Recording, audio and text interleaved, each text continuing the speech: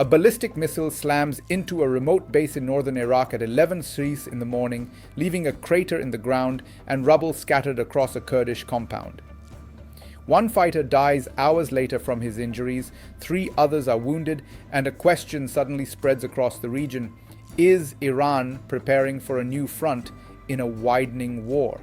The strike was only one of several attacks carried out within 48 hours, targeting Iranian Kurdish opposition groups across the Iraqi Kurdish region. What you are about to see is not simply a local skirmish. It reveals how internal fault lines, regional rivalries, and external powers may intersect to reshape the balance of power inside Iran itself.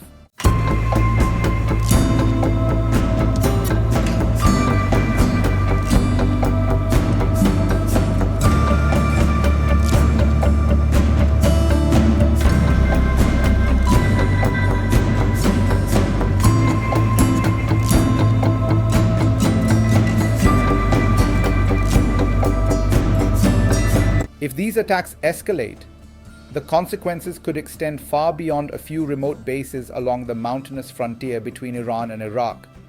Kurdish militias have long existed on the margins of Iranian politics, but if they are drawn into a broader conflict triggered by external pressure, the Iranian state could face simultaneous military, political, and ethnic challenges. For governments in Washington, Tel Aviv, Ankara, and Baghdad, the stakes involve more than border security. A destabilized Iran could alter energy markets, regional alliances, and the long-standing strategic order of the Middle East. To understand why these missile strikes matter, you have to begin with the geography and demography of the Kurdish question. Between 25 and 35 million Kurds live across a mountainous arc that stretches through southeastern Turkey, northern Syria, northern Iraq, western Iran, and parts of Armenia. They form the 4th largest ethnic group in the Middle East, yet remain without a recognized nation-state. Within Iran's population of roughly 84 million people, Kurds represent close to 10%, concentrated primarily in the northwestern provinces along the Iraqi border. Most Iranian Kurds follow Sunni Islam, while the country's political leadership is dominated by the Shia majority. These demographic realities have shaped decades of tension. Kurdish political groups in Iran have periodically demanded greater cultural rights, political participation, and economic development in their regions. Human rights organizations have documented long-standing allegations that Kurdish communities face discrimination and restrictions on language, political expression, and employment opportunities. Over time, several Kurdish opposition movements formed armed wings, often operating from bases across the border in Iraq's semi-autonomous Kurdish region. 2 of the most prominent groups are the Democratic Party of Iranian Kurdistan, commonly known as the KDPI, and other smaller organizations with similar objectives. Their fighters are relatively lightly equipped, usually carrying infantry weapons rather than heavy military hardware. Under normal circumstances, analysts widely believe that these groups would struggle to confront the full strength of Iran's regular armed forces and the Islamic Revolutionary Guard Corps. However, the situation has shifted rapidly in recent weeks. According to Iranian military statements carried by state media, missiles were launched at Kurdish groups described as opponents of the revolution located in Iraqi Kurdistan. At least one ballistic missile struck a Kurdish Peshmerga base around mid-morning local time, destroying part of the compound and leaving visible structural damage and a deep crater. 4 fighters were injured in the explosion, and 1 later died from those wounds. Another location linked to the KDPI was struck earlier by 2 attack drones, injuring at least 1 civilian. Journalists visiting the sites reported buildings partially collapsed, twisted metal scattered across the ground, and debris covering a wide radius.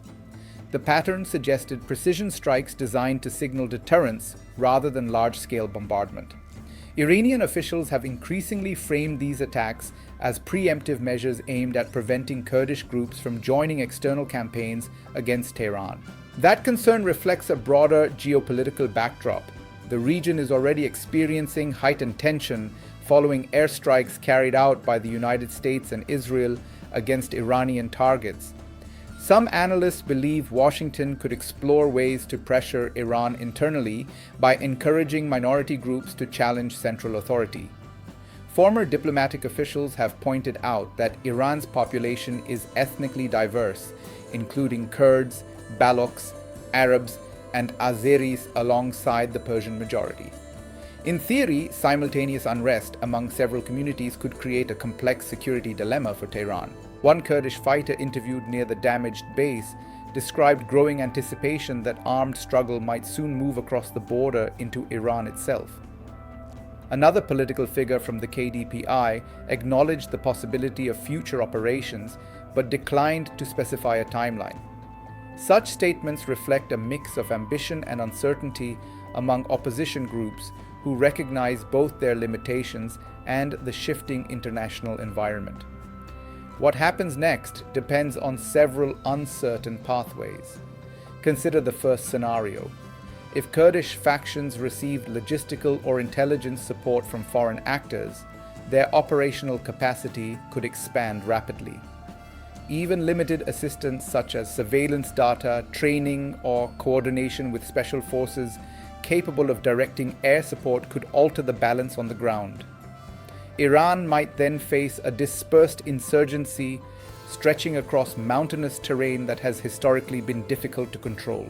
Now consider a different possibility.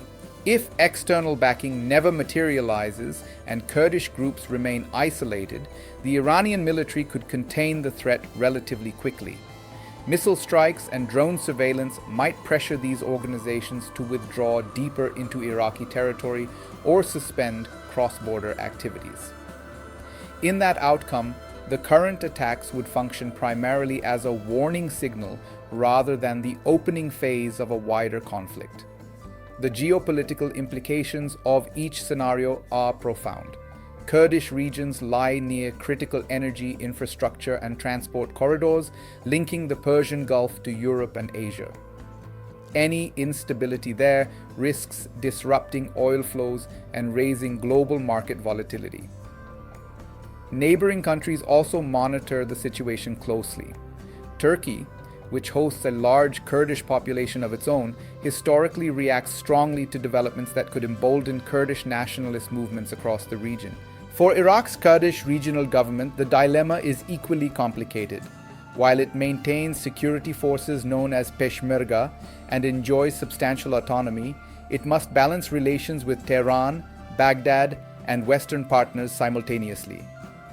Hosting opposition groups that conduct attacks across the Iranian border risks provoking retaliation, while expelling them could trigger political backlash within Kurdish society. The question viewers should watch closely is whether the conflict remains confined to missile strikes against remote bases, or whether it evolves into a multi-layered struggle involving ethnic politics, regional rivalries, and great power competition. In a region where small sparks have often triggered far larger confrontations, the difference between containment and escalation may determine the trajectory of stability across the Middle East.